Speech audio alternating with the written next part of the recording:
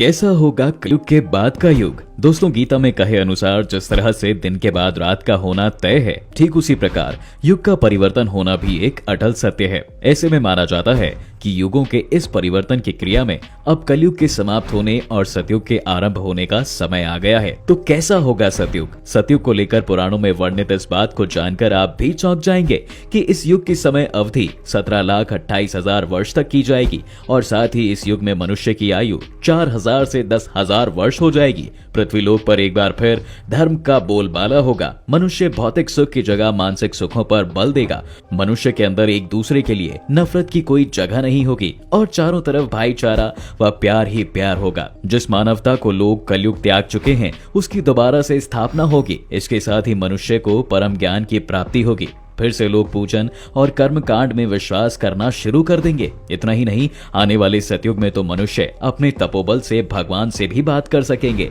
जिसका जिक्र आप सबने रामायण और महाभारत की कथाओं में सुना ही होगा कि कैसे कोई भक्त घोर तप करके भगवान से वरदान पाते हैं या उनके दर्शन कर पाते हैं और बातें करने के साथ साथ ईश्वर का आशीर्वाद भी प्राप्त करते हैं। शास्त्रों में यह भी बताया गया है कि इस युग में लोगों का मन नियंत्रण में रहेगा और वे गंदी इच्छाओं को कम महत्व देंगे।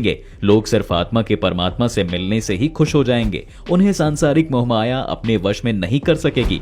अर्थात सतयुग को इस दौरान संसार का स्वर्ण युग कहा जाएगा। परंतु दोस्तों, सतयुग आने में अभी काफी लंबा समय है, क्योंकि हिंदू धर्म ग्रंथों के अनुसार कलयुग का काल 4,32,000 साल लंबा है और ऐसे में कलयुग का अभी पहला चरण ही चल रहा है। क्योंकि पुराणों में स्पष्ट रूप से वर्णित है कि कलयुग का प्रारंभ 3,102 ईसा पूर्व ही हो गया था, जिसका अर्थ यह हुआ कि कलयुग के 5,123 वर्ष ही बीते हैं और अभी भी 4,26,878 वर्ष बाकी हैं। इस तरह से आप तो जान ही गए होंगे कि कलयुग अपने चरम पर नहीं पहुंचा, बल्कि शुरुआत की तरफ से अंत के लिए आगे बढ़ रहा है। और अगर अब आप यह जानना चाहते हैं कि कलयुग का अंत कैसे होगा, तो आपको बता दें कि सनातन धर्म के कई ग्रंथों में इसके अंत के बारे में बताया गया है कि कलयुग के अंत के समय मनुष्य की आयु सिर्फ 12 वर्ष रह जाएगी और उस दौरान लोगों में बदले की भावना अपने चरम पर पहुंच चुकी होगी। अर्थात मनुष्य अपने लोगों की ही मौत के घाट उतारने लगेगा। यह भी बताया गया है कि कलयुग की उम्र जैसे जैसे बढ़ती जाएगी, वैसे वैसे नदियां सूखती जाएंगी। बेईमानी और अन्याय से धन कमाने वाले लोगों की बढ़ोतरी होने लगेगी। इतना ही नहीं, धन के लालच में मनुष्य किसी की हत्या करने से भी पीछे नहीं हटेगा।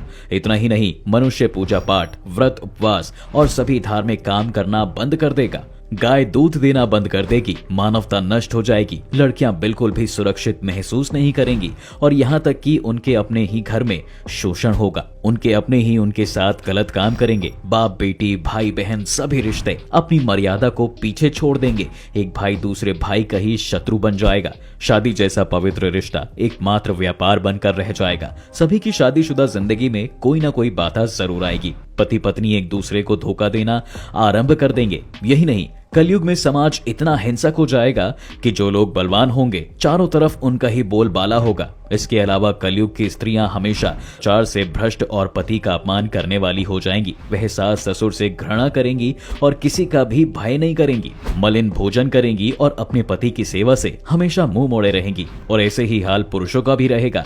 इस तरह धरती पर रहने वाले मनुष्य अपना अंत खुद ही करते जाएंगे, जिसका जिक्र महाभारत के एक अध्ययन में भी मिलता है, जिसमें भगवान श्री कृष्ण ने कलयुग के बारे में कहा है कि इस युग के अंत के समय बड़े से बड़े भयंकर युद्ध होंगे। भारी वर्षा, प्रचंड आंधी और जोरों की गर्मी पड़ेगी।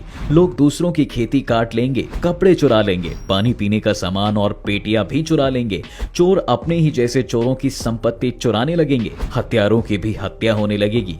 चोरों से चोरों का नाश हो जाने के कारण जनता का कल्याण होगा। लेकिन अभी भी देर नहीं हुई है, क्योंकि हम अपने कर्मों से भगवान कृष्ण द्वारा बताए गए कलयुग के स्वरूप को भी सतयुग बना सकते हैं।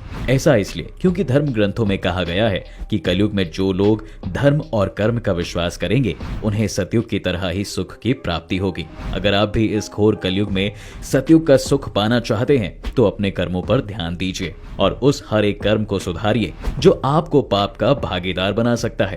दोस्तों, आपको इस युग के बारे में क्या लगता है? अपने विचार हमें कमेंट करके जरूर बताएं।